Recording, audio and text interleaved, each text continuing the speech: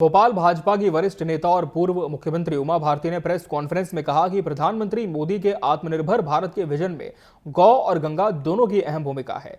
उन्होंने बताया कि गोपाष्टमी से गौ संवर्धन की नई शुरुआत की जा रही है, जिसमें किसान भी जुड़ेंगे। उमा भारती ने कहा कि अब समय आ गया है कि गंगा, नर्मदा और गौ संवर्धन को एक साथ जोड़ा जाए।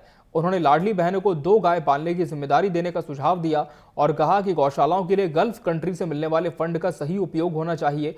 साथ ही उमा भारती ने वन नेशन वन इलेक्शन का समर्थन करते हुए कहा कि वो जल्द ही गौ संवर्धन का संशोधित चार्ट मुख्यमंत्री को सौंपेंगी। मध्य प्रदेश की पूर्व मुख्यमंत्री उमा भारती ने आज गौ संवर्धन को लेकर बड़ी बात कही है। आज आपने गौ संवर्धन को लेकर कई बातें की है और उनको लेकर एक रोड मैप भी बनाया जिसको साझा किया है मीडिया से। तो आगे चलकर इसका क्या स्वरूप देखने को मिलेगा?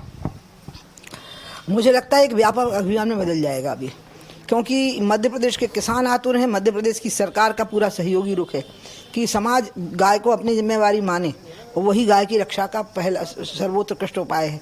तो मुझे लग रहा है कि उस दिन तो सिर्फ शंखनाद है इसका कि मध्य प्रदेश के किसान जो हैं वो गौ वंश पर आधारित खेती को प्रारंभ करें, जो नहीं कर रहे हैं, और जो कर रहे हैं वो मोटिवेशन करें।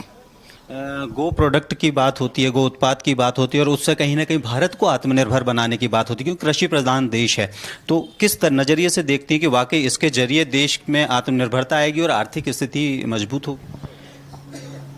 सबसे बड़ी बात है कि स्वास्थ्य के लिए कितना पैसा खर्च हो रहा है, लोग बीमार क्यों हो रहे हैं? क्योंकि भोजन में केमिकल्स बहुत हैं। गौवंश पर आधारित खेती के प्रोडक्ट अगर भोजन में आ जाएंगे तो सारे वैज्ञानिक जो फूड के साइंटिस्ट हैं वो कह रहे हैं कि लोगों की बीमारियां, अब अधिकतर बीमारियां खत्म हो जाएंगी। तो सबसे बड़ा योगदान तो आर्थिक योगदान यही है। दूसरा यह है कि इसे छोटा किसान भी अगर ठीक से गौवंश पर आधारित खेती कर लिया तो उसके प्रोडक्ट का मार्केट में बहुत बड़ी डिमांड है, तो वो संपन्न किसान हो जाएंगे। जो सीमांत किसान है वो जो मजदूरी करने लगा है, कम जमीन वाले लोग मजदूरी भी करते हैं, वो बंद हो जाएगा।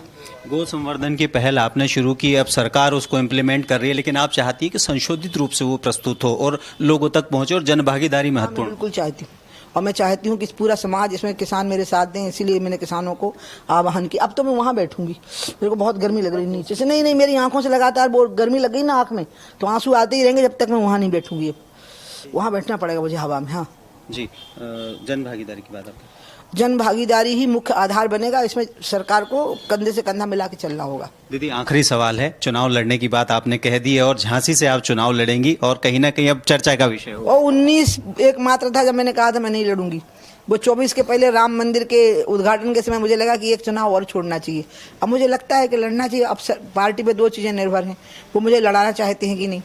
दूसरा, अनुराग शर्मा वहाँ से सांसद हैं, वो छोड़ना चाहते हैं कि 2 बातें हैं। तो ये तो थी मध्य प्रदेश की पूर्व मुख्यमंत्री उमा भारती, जिन्होंने बताया कि गौ संवर्धन को लेकर वो किस तरह से कदम उठा रही हैं और उसके साथ ही चुनाव लड़ने की बात भी झांसी से उन्होंने की है और निश्चित ही आने वाले दिनों में वो फिर मैदान में दिखेंगी और अपना एक नया राजनीतिक जो है कहें सफर शुरू करेंगी। सतीश गुप्ता के साथ में प्रिंस गुप्ता, TV24 भोपाल।